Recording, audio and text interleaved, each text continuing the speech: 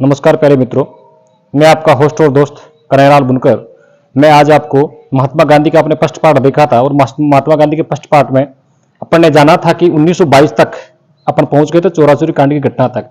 और 5 फरवरी 1922 में चौरा चोरी कांड की घटना हुई थी और 5 फरवरी 1922 में चौरा चोरी कांड की घटना के बाद में 12 फरवरी 1922 में चौरा चोरी कांड की घटना को जब महात्मा गांधी को इस चीज का पता लगा और महात्मा गांधी ने चोरा चोरी कांड की जो घटना हुई थी, इस कांड से महात्मा गांधी ने जो अपना आंदोलन जो था उसको स्थगित कर दिया गया था।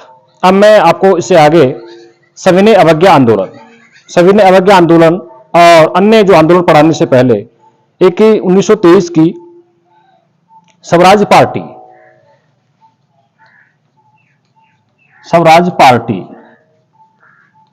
1923।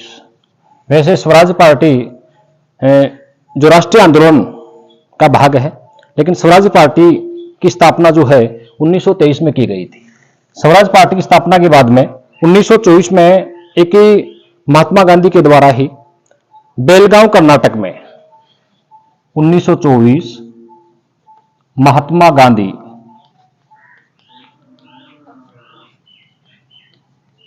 बेलगांव कर्नाटक कांग्रेस का अधिवेशन करते हैं और इस अधिवेशन की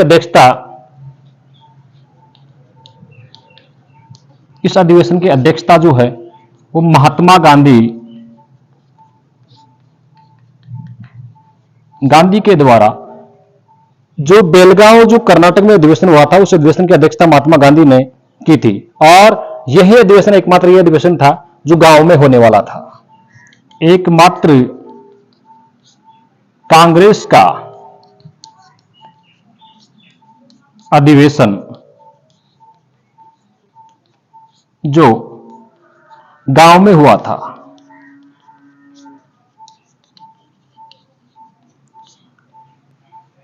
उन्नीस सौ 1924 में महात्मा गांधी ने बेलगांव कर्नाटक में अपने जो अधिवेशन की अध्यक्षता की और उस अधिवेशन में एकमात्र कांग्रेस का अधिवेशन था जो बेलगांव कर्नाटक यानी गांव में हुआ था। और इसी अधिवेशन में महात्मा गांधी के द्वारा गांधी दास समझौता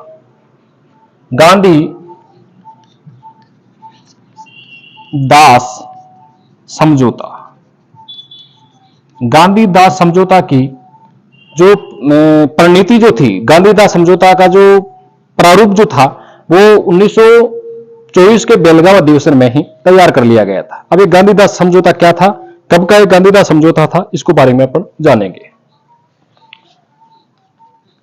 गांधीदास समझौता है 6 नवंबर 1924 का। और गांधीदास समझौता क्या था? इस समझौते के तहत जो है महात्मा गांधी के द्वारा और जो स्वराज पार्टी की स्थापना की गई थी, स्वराज पार्टी के सदस्यों ने कहा था कि हम कांग्रेस पार्टी के साथ में नहीं रहेंगे और हमारा अलग से सचिवालय बनाएंगे, अलग से हमारी प्रणीति रहेगी, अलग से हमारा कार्यभार होगा, अलग से हमारी जो प्रारूप हमारा जो है अलग से बनाया जाएगा। और गांधीदास समझौते के माध्यम से ही जो स्वराज पार्टी जो थी, स्वराज पार्टी का सचिवालय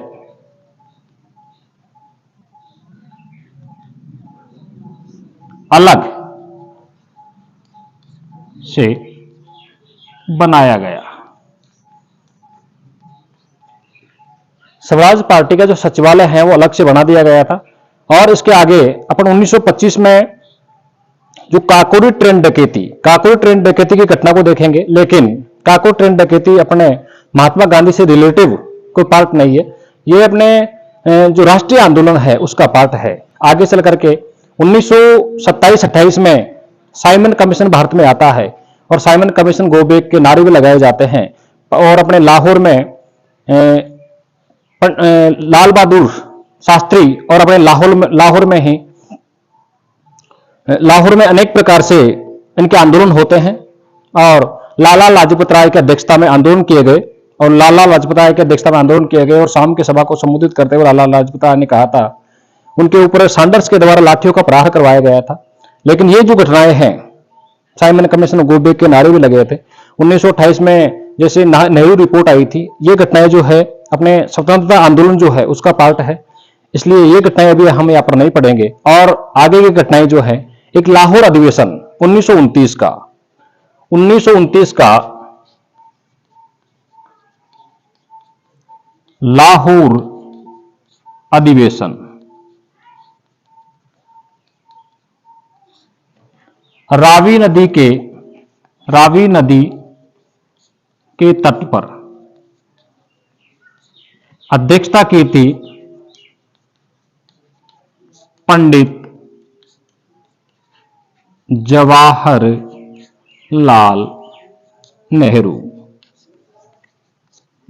लाहौर अधिवेशन देखिए, लाहौर अधिवेशन दो है। एक लाहौर अधिवेशन जो है अपने जो पार्टी है कांग्रेस पार्टी का लाहौर अधिवेशन 1929 में रावी नदी के तट पर, और अध्यक्षता की थी पंडित जवाहरलाल नेहरू ने। और पंडित जवाहरलाल नेहरू ने अध्यक्षता करते हुए रात को 12 बजे यह घोषणा की थी कि मैं समाजवादी हूं। पंडित जवाहरलाल नेहरू के दो कोटेशन थे, एक तो कहा था मैं समाजवादी हूं, मैं समाजवादी हूं, मैं क्या हूं, समाजवादी हूं। और दूसरा उन्होंने कहा था मैं गणतंत्रवादी हूं। और 26 जनवरी 1930 को, 26 जनवरी 1930 को पूर्ण स्वराज्य की मांग की गई। हमारे को या तो पूर्ण स्वराज्य दे दिया जाए, और पूर्ण स्वराज्य नहीं दिया गया तो हम एक बड़ा आंदोलन खड़ा करेंगे। 1930 तक की बातें हुई। 1930 के बाद में महात्मा गांधी ने कौन कौन सा आंदोलन खड़ा किया और किस किस प्रकार से आंदोलन की परिणति आगे बढ़ी। महात्मा गांधी ने इरविन के मध्य, महात्मा गांधी ने इरविन जो था, वायसराय इरविन, महात्मा गांधी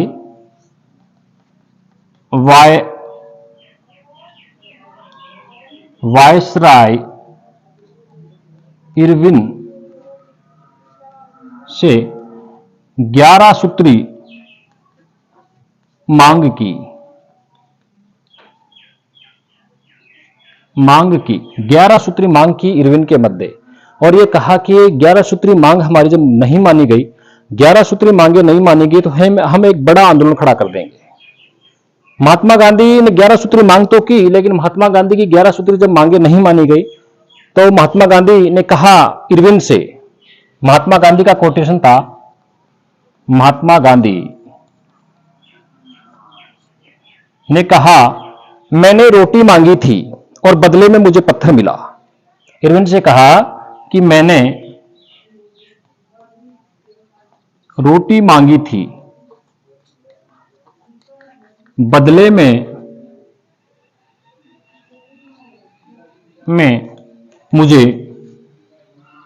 मुझे पत्थर मिला,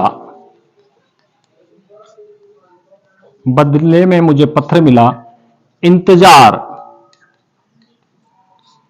की घड़ियां समाप्त हुई। इंतजार की घड़ियां क्या हो गई है, समाप्त। हम एक बड़ा आंदोलन खड़ा करेंगे, और यह आंदोलन किस रूप में होगा, एक सविनय अवज्ञा आंदोलन के रूप में इसको खड़ा किया जाएगा। और सविनय अवज्ञा आंदोलन क्या था कि साबरमती के तट पर ही 1930 में, फरवरी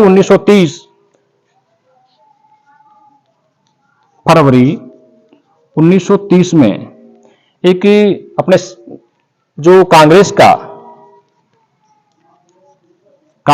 का एक अधिवेशन होता है, कांग्रेस का एक अधिवेशन। और इसी अधिवेशन में अपने जो सविनय अवज्ञा आंदोलन है, सविनय अवज्ञा आंदोलन, इसकी प्रणीति तैयार की गई थी।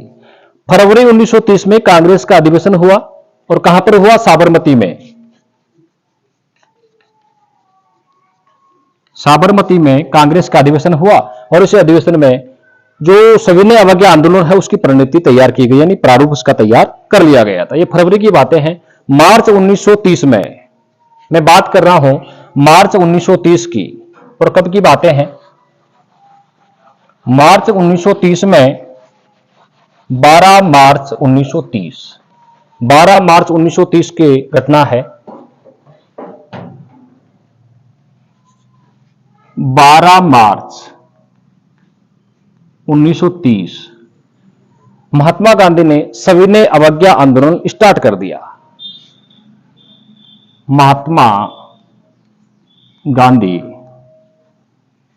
सविनय अवज्ञा आंदोलन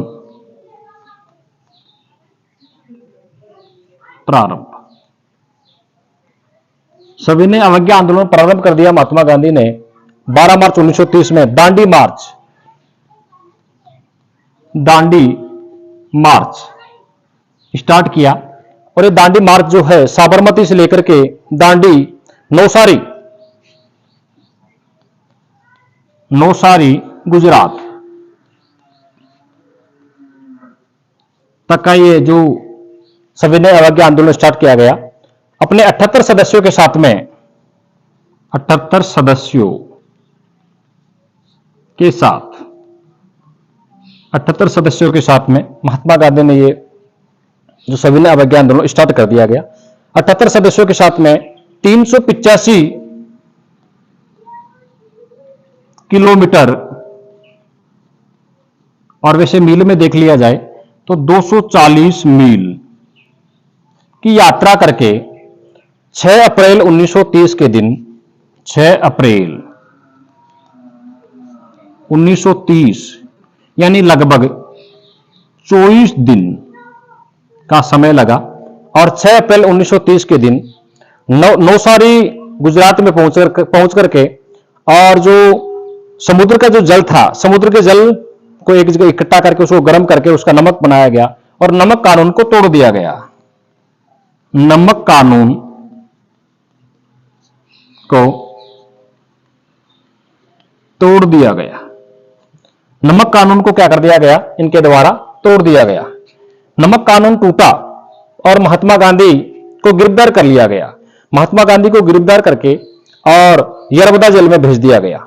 महात्मा गांधी को गिरफ्तार कर लिया गया। जैसे ही महात्मा गांधी ने 6 अप्रैल 1930 के दिन नमक कानून को तोड़ा और अंग्रेजों के द्वारा उनको गिरफ्तार कर लिया गया। गिरफ्तार करके महात्मा गांधी को यरवदा जेल में भेज दिया गया। महात्मा गांधी को गिरफ्तार करके यरवदा जेल में भेज दिया गया। अब देखिए 1931 में 2-3 कुछ घटनाएं ऐसी होती है। महात्मा गांधी और अपने इरविन के मध्य, viceroy Irwin, Mahatma Gandhi JS Irwin के मध्य एक 5 मार्च 1931 का दिन था। गांधी इरविन समझौता, गांधी इरविन समझौता, ये गांधी इरविन समझौता हुआ और इसी समझौते के तहत इरविन ने कहा महात्मा गांधी से कि आप जो भी आप मांगे करोगे आपकी मांगों को मान लिया जाएगा। महात्मा गांधी ने अनेक प्रकार की मांगे की। महात्मा गांधी के द्वारा अनेक प्रकार की मांगे की गई, लेकिन यह मांग नहीं की गई कि लाहौर षड्यंत्र केस में, एक लाहौर षड्यंत्र केस, लाहौर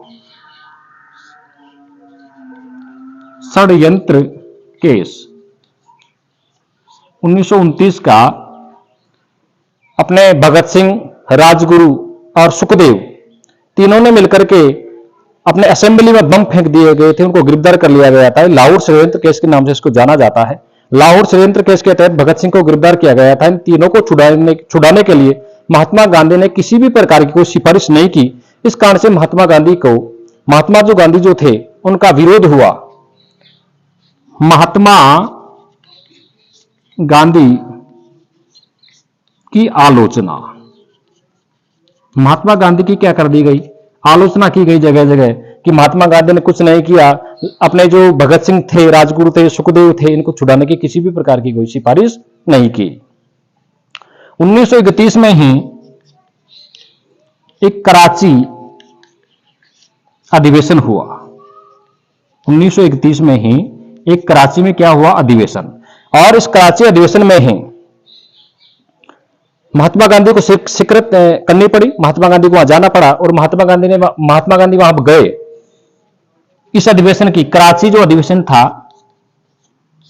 कराची अधिवेशन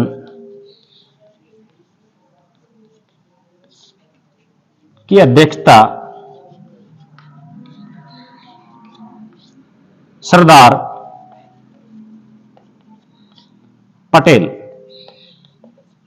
वल्लभ भाई पटेल के द्वारा इस कराची अधिवेशन की अध्यक्षता की गई। और कराची अधिवेशन में जैसे महात्मा गांधी पहुंचे और महात्मा गांधी को काले झंडे दिखाए गए, यानी विरोध प्रदर्शन के रूप में महात्मा गांधी को काले झंडे दिखाए गए। महात्मा गांधी को काले झंडे दिखाए गए और काले झंडे के रूप में महात्मा गांधी को क्या दिखाए गए, काले झंडे, और काले झंडे दिखाए गए। इस कारण से महात्मा गांधी का विरोध प्रदर्शन देख करके महात्मा गांधी ने उस समय कहा था कि गांधी मर सकता है लेकिन गांधीवाद कभी भी नहीं मर सकता, यानी गांधीवाद हमेशा जीवित रहेगा। महात्मा गांधी का कोटेशन जो था, कराची अधिवेशन की बातें कर रहा हूं। कराची अधिवेशन की समय महात्मा गांधी ने क्या कहा था कि गांधीवाद हमेशा जीवित रहेगा। महात्मा गांधी, इन्होंने कहा था गांधी मर सकता है लेकिन गांधीवाद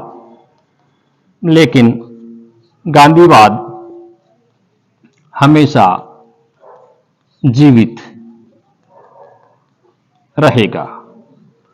गांधी मर सकता है लेकिन गांधीवाद हमेशा क्या रहेगा, जीवित रहेगा। यह महात्मा गांधी का कोटेशन था। अपने कराची अधिवेशन की घटना के बाद में विरोध प्रदर्शन किया गया महात्मा गांधी, और महात्मा गांधी ने सबसे पहली बार इतना विरोध प्रदर्शन के रूप में महात्मा गांधी को देखना पड़ा। और महात्मा गांधी के अपने मुख से महात्मा गांधी ने कहा कि गांधी मर सकता है लेकिन गांधीवाद हमेशा जीवित रहेगा। अब देखिए इसके आगे की जो घटना है 1931 में ही, 1931 कांग्रेस के गोलमेज सम्मेलन। देखिए कांग्रेस के वैसे 3 गोलमेज सम्मेलन हुए थे। 2 गोलमेज सम्मेलन जो थे 31 में हो गए थे और एक 32 में हुआ था। गोलमेज सम्मेलन में, दूसरे गोलमेज सम्मेलन में सितंबर 1931 में द्वितीय गोलमेज सम्मेलन, दूसरे गोलमेज सम्मेलन में महात्मा गांधी ने भाग लिया। और महात्मा गांधी द्वितीय गोलमेज सम्मेलन में गए, लेकिन महात्मा गांधी की बातें जब वहां पर नहीं मानी गई तो महात्मा गांधी अपनी हार स्वीकार करते हुए, कहने का मतलब यह था कि महात्मा गांधी असफल नहीं हुए और वापस आ गए। और महात्मा गांधी ने कहा था, मैंने अपने देश के साथ में समझौता नहीं किया और मेरा जो देश का जो झंडा जो था उसको कभी नीचे नहीं होने दिया। यह बात महात्मा गांधी ने कह दी। और जब वापस आए 1931 में महात्मा गांधी द्वितीय गोलमेज सम्मेलन में भाग लिए थे। और वैसे आपको पूछ लिया जाए कि तीनों गोलमेज सम्मेलन में भाग लेने वाले कौन थे, एकमात्र कांग्रेसी सदस्य तो तीनों गोलमेज सम्मेलनों में भाग लिया था वो थे डॉक्टर भीमराव अंबेडकर। तीनों गोलमेज सम्मेलनों में भाग लेते हैं और तीनों गोलमेज सम्मेलनों में महात्मा गांधी ने भाग, डॉक्टर भीमराव अंबेडकर ने भाग लिया, लेकिन द्वितीय गोलमेज सम्मेलन में महात्मा गांधी भाग लेते हैं। अब देखिए, महात्मा गांधी को फ्रैंक मोरिस ने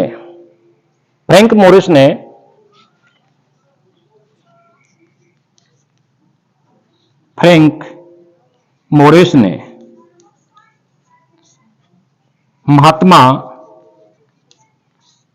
गांधी को अर्धनंगा फकीर की संज्ञा दी। अर्धनंगा फकीर की महात्मा गांधी को संज्ञा दे दी गई और एक विंस्टन चर्चिल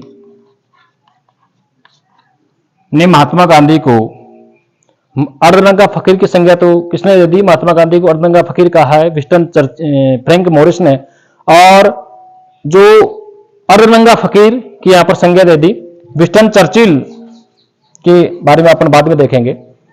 और देखिए 1931 तक की मैंने बातें आपको बताई, यदि और उसके आगे 1938 में जैसे अधिवेशन हुए और जैसे फैजपुर अधिवेशन हुआ, त्रिपुरा अधिवेशन हुआ, हरिपुरा अधिवेशन हुआ, उसके बाद में 1940 का व्यक्तिगत सत्याग्रह, 1942 का भारत छोड़ो आंदोलन है और 1947 का अपना माउंटबेटन योजना है और 1948 में महात्मा गांधी की शहादत है। ये जो अपन जो चीजें हैं 1931 से बाद में, जैसे 1932 में मैकडोनाल्ड पंचांग आया था, सांप्रदायिक पंचायत के नाम से उसको जाना जाता है। जैसे महात्मा गांधी और पूना समझौता एक हुआ था महात्मा गांधी डॉक्टर भीमराव अंबेडकर के मध्य। ये सारी बातें आपको अगले वीडियो में बताई जाएगी। यदि मेरा ये वीडियो आपको पसंद आ रहा है तो वीडियो को ज्यादा से ज्यादा लाइक करें, सब्सक्राइब करें। देखिए, मेरे एक ही बात कहता हूं मैं हमेशा कि सीधी सीधी बात, नो बकवास, काम की क्लास। बकवास करने की कोई आवश्यकता नहीं है, सीधी बात करो और किसी भी प्रकार की कोई बकवास करने की आवश्यकता नहीं है। काम की क्लास है, महत्वपूर्ण फैक्ट बता रहा हूं। और यदि मेरा वीडियो पसंद आ रहा है तो आपको ज्यादा कहने की कुछ आवश्यकता नहीं है। वीडियो को ज्यादा से ज्यादा लाइक करें, सब्सक्राइब करें। धन्यवाद।